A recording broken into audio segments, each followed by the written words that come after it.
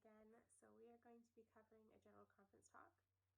This one is by Elder Whitney Clayton of the First Presidency. It is entitled The Finest Homes.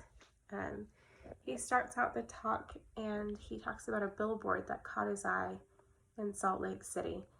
It said simply, "Serving the finest homes in Salt Lake City."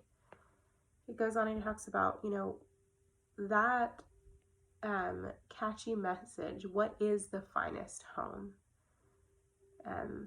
He talks about, wanting to provide the finest home for his children, and how do you know it's the finest home?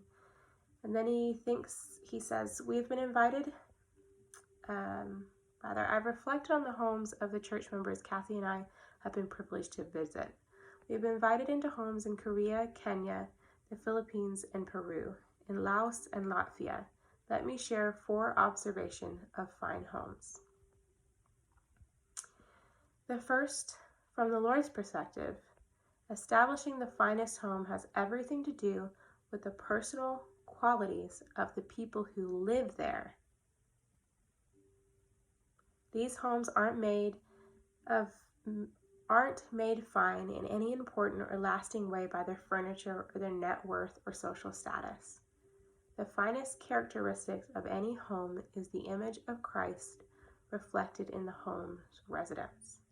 What matters is the interior design of the soul of the inhabitants, not the structure itself.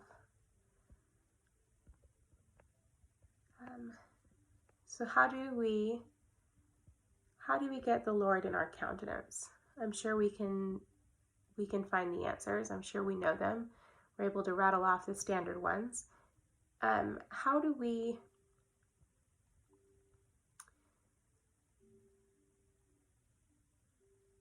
we strengthen our resolve to have the Lord in our countenance and in those that do reside in our house?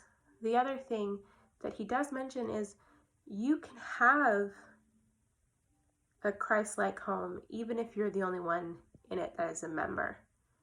You can have the Lord in your countenance, and you can share that with those that are in your home. Let's just read what he says.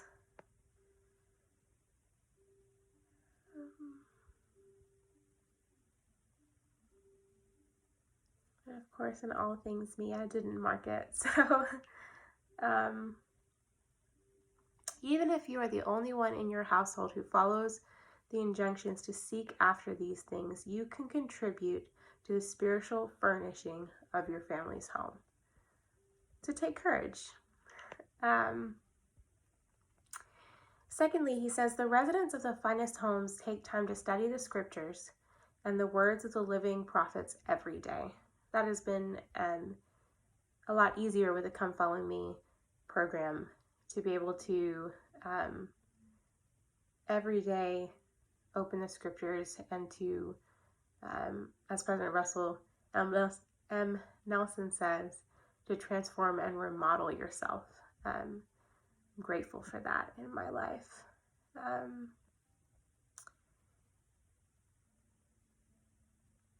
Thirdly, Elder Clayton says, third, the finest homes follow the blueprint created by the Lord for his finest home, the temple.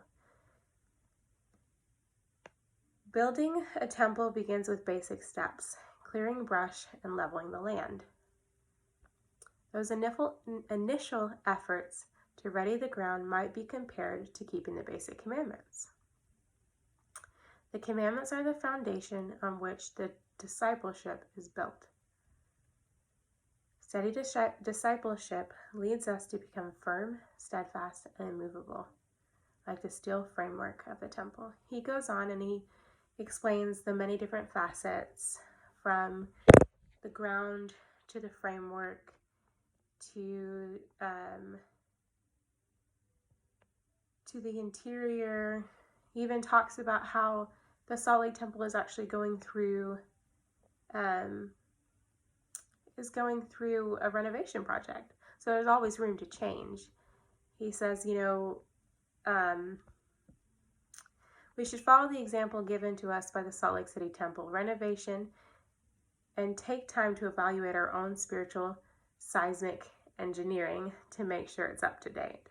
Periodic self-assessment coupled with asking the Lord, "What lack I yet?" can help each of us contribute to the building of the finest homes. Fourth, the finest homes are a refuge from the storms of life. The Lord has promised that those who keep the commandments of God prosper in the land. God's prosperity is the power to press forward despite the problems of life.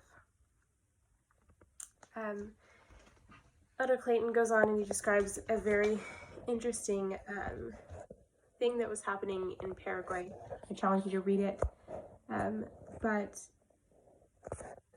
I ask that you find time in these next 2 weeks and think about how your home, whether it be your actual home or your own spiritual body, your dwelling, how it is, rather, how you are making it better, how you are improving it. I personally have had a lot of time at home. I think that's why this has struck a chord with me, and it has made me think of what steps do I need to take to make one my home, myself, to make my Christ-like attributes more evident. 2, is there anything in my scripture study that I can improve in? And 3, what do I lack yet? And 4, am I following the commandments? Am I doing all that is asked? So that way, not only my home here in Mount Olive, but my spiritual home, my soul, will be ready and prepared to weather the storms of life. I challenge you to think of these things and find something that you can improve.